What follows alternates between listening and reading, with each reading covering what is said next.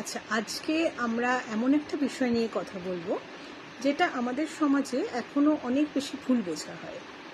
ধরুন, একজন প্রাপ্তবয়স্ক মানুষ, তিনি যদি নিজের কাজ কখনো শেষ না করতে পারেন, বারবার অমনোযোগী হয়ে যান বা অন্য কোনো কাজে চলে যান হাতের কাজটা শেষ না করে, অথবা প্রতি পদক্ষেপে ভুলে যান যে কী করছিলেন, তাহলে আমরা তাকে কিভাবে জাজ করি?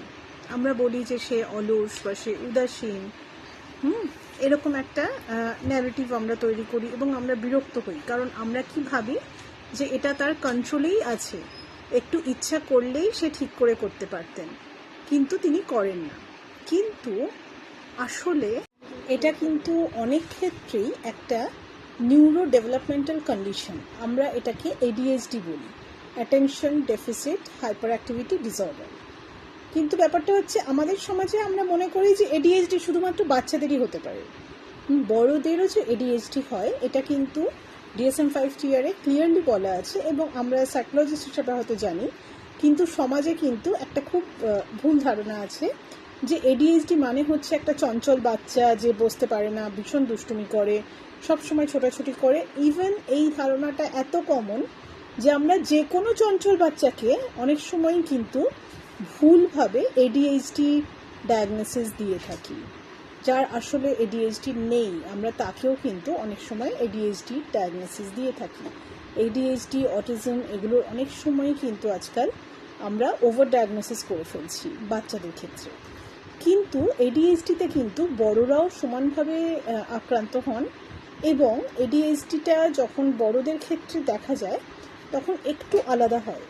বাচ্চাদের থেকে তাদের সিমটমটা একটু আলাদা হয়। ছোটদের ক্ষেত্রে যেরকম আমরা দেখি যে দৌড়াদৌড়ি করা বা এই ধরনের জিনিসগুলো হয়, বড়দের ক্ষেত্রে এই রেস্টলেসনেসটা সাধারণত ইনার রেস্টলেসনেস হয়।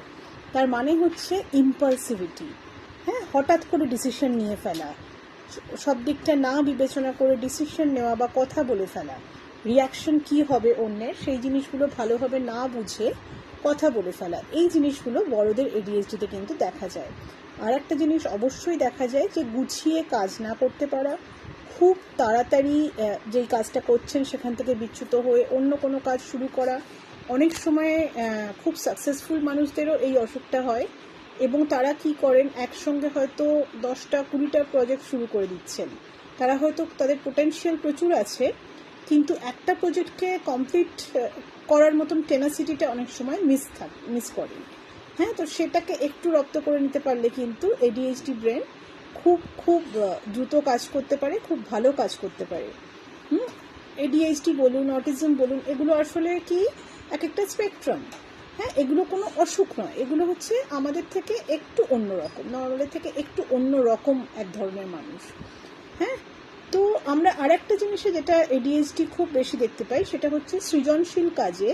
ধরুন, এই চিত্রনাট্য বা এরম ধরনের কাজগুলোতে প্রডিউসার, ডিরেক্টর এরকম, বা অ্যাক্টর এরম ধরনের, বা আর্টিস্ট যারা আছেন, বা গায়ক, যারা মিউজিক ডিরেক্টর, এরকম ধরনের কাজে কিন্তু আমরা অনেক সময়ই দেখি ADHD খুব ভালো পারফর্ম করেন। এই সৃজনশীলতার কাজে কিন্তু ট্র্যাডিশনাল কাজের থেকে ADHD মানুষের সংখ্যা বেশি হয়, এবং তারা খুব ভালোভাবে সেই কাজগুলো করতে পারেন।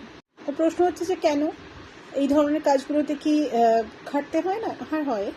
ADHDর একটা খুব ইম্পর্ট্যান্ট ফিচার হচ্ছে, ADHD পার্সনরা যেরকম ফোকাস করতে পারেন না, তেমন আবার হাইপার ফোকাস করতে পারেন। মানে একটা জিনিস নিয়ে লেগে পড়ে থাকা, ঘন্টার পর ঘন্টা একটা ছোট্ট জিনিসের পেছনে কাটিয়ে দেওয়া, এটাও ওনারা পারেন। কিন্তু সমস্যা কখন হয়? যখন ধরুন আপনি একটা ট্র্যাক তৈরি করছেন, এবার আপনি হয়তো একটা গানকে 100 বার শুনছেন, তার মধ্যে থেকে প্রতিবার নতুন নতুন কিছু কিছু জিনিস বার করছেন, সেটাকে ঠিক করতে, এইগুলো পারছেন। কিন্তু যখন রুটিন মাফিক কাজ আসে, জিনিসটাকে ক্লোজার দিতে হয়, জিনিসটাকে পুরোটা তৈরি হয়ে গিয়ে তারপরের যেই স্টেপগুলো হয়, যেগুলোতে একটু রুটিন, একটু ডিসিপ্লিনের দরকার হয়, একটু বোরিং কাজ হয়, তখন কিন্তু ADHD আবার সমস্যায় পড়ে। রুটিন মাফিক কাজে ADHD সমস্যায় পড়ে। তার কারণ হচ্ছে ADHD ব্রেন প্রচণ্ড বেশিভাবে ডোপামিন খুঁজতে থাকে সবসময়, আর এই ডোপামিন খোঁজার জন্য ওরা নতুনত্বের সন্ধান করে, ওরা সবসময় এমন কাজ করে যেটাতে রিওয়ার্ডটা অনেকটা বেশি।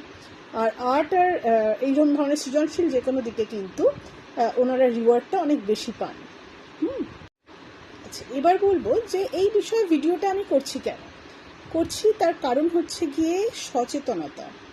হ্যাঁ, অনেক সময় যেটা হয় যে আপনি হয়তো এমন একজন মানুষ যে আপনি খুব ব্রিলিয়ান্ট আইডিয়া আছে আপনার কাছে, আপনি হয়তো অনেক কিছু ইনিশিয়েট করতে পারেন এবং খুব দ্রুত জিনিসটাকে রপ্ত করে অনেকটা এগোতে পারেন, কিন্তু তারপরে আপনি খেই হারিয়ে ফেলেন, আপনি জিনিসটাকে কমপ্লিট করতে পারেন না, আপনি হয়তো রুটিন মাফিক কাজগুলোতে খুবই গাফিলতি করেন এবং তার জন্য আপনার মধ্যে একটা হীনমন্যতা তৈরি হয়। আপনি ভাবেন যে আমি ডিসিপ্লিন নই, আমি আমার ক্যারেক্টারে কিছু ফ্ল আছে, কিন্তু এটা কিন্তু এডিএইচডির লক্ষণ হতে পারে। তাই জন্য আপনি থেরাপিস্টের কাছে যান, আপনি ডায়াগনোসিস নিন যদি ডায়াগনোসিস মানে সত্যি আপনার হয়ে থাকে এডিএইচডি।